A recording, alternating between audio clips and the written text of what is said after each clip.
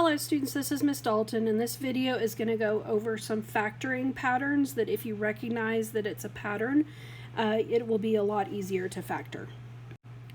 So the first pattern that we're going to look at is if you have a binomial, check and see if it is a difference of perfect squares. So what that means is your first term will be something squared. So like x squared, 4x squared, because that could be 2x squared. And then you're going to have a subtraction. So make sure that you have a subtraction there. And then if your last term is a perfect square too, then this is considered a difference of squares. When you have a difference of squares, your first factor is going to be a plus b, and your second factor is going to be a minus b. So an example of this would be something like this. If you have 4x squared minus 49, let's say. Well, 4x squared can be written as 2x squared. And 49 can be written as 7 squared. And so what that means is that your a is equal to 2x and your b is equal to 7. And because we do in fact have a subtraction there, then this is a difference of perfect squares. So you would factor it as just 2x plus 7 times 2x minus 7. Let's look at some examples. So kind of a red flag to know that this might be the pattern that you have is when you have a binomial. Binomial again means two terms. Well, look and see if those two terms, if they're perfect squares. And you'll know that they're perfect squares if when you take the square root of each of them, they come out to be whole numbers. So like the square root of x squared is x, the square root of 25 is 5. So this is our a term and this is our b term, because again, remember that can be written as this squared minus this squared. And so now when we factor it, you're going to do a, which is your x, plus b, which is 5. And in your other factor, you're going to have x minus 5. So one of them will be plus, one of them will be minus, and that's factored. You can go ahead and check that if you want to make sure that it does in fact equal this. So let me show you what would happen.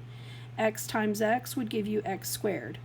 When you do your outside terms, x times negative 5, that gives you negative 5x. When you do your inside terms, you get a positive 5x.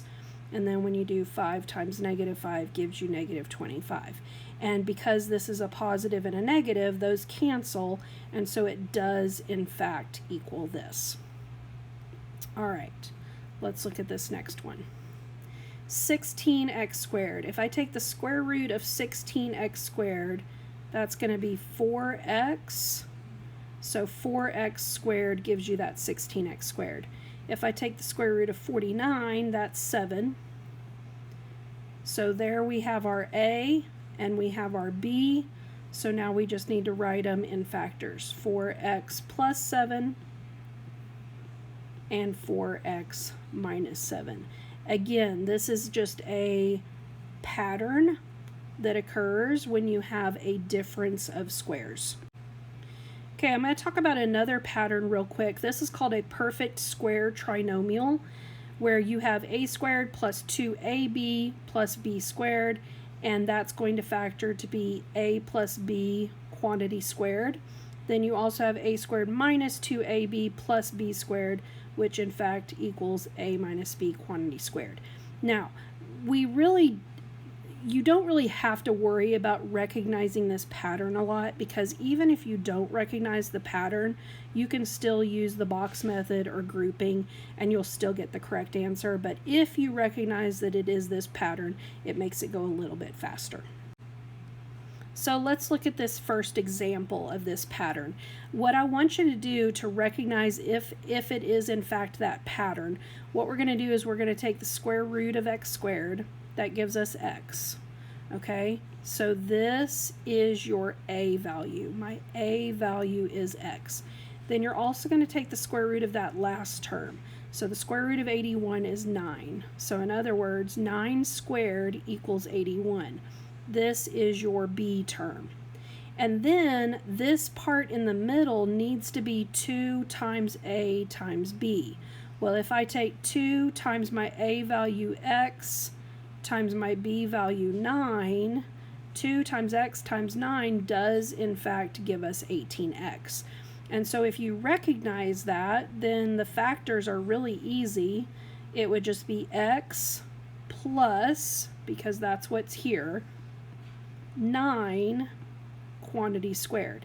And if you'll remember, this is the same thing as x plus 9 times x plus 9, which if I multiply this back together, you're going to see that we get this. X times x is x squared, x times 9 is a 9x, 9 times x is 9x, and 9 times 9 is 81. So you can see that that does in fact equal x squared plus 18x plus 81. So again, this is the factors.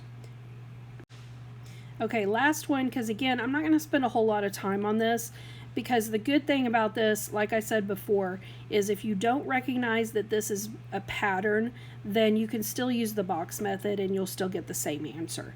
So go ahead and take your 4x squared and take the square root of it. That would be 2x quantity squared. Do the same thing with your last term. This is just double checking it is this pattern. This would be 5 squared. Okay, so inside it needs to be 2 times a times b for it to work. 2 times 2x times b is 5. 2 times 2 is 4. 4 times 5 is 20. So that does in fact equal 20x. And so therefore this is your a, this is your b, and so you'll write that in your parentheses, 2x. You'll always use this sign right here, so this is a minus 5, and then it would be squared, and so this would be your answer. Okay, so this is just two types of patterns. Honestly, we'll look more at the difference of squares pattern. This pattern, this perfect square trinomial, we don't use very often because again, you can use the box method to get the same answer. All right, make sure you have your notes filled out and come to class ready to work.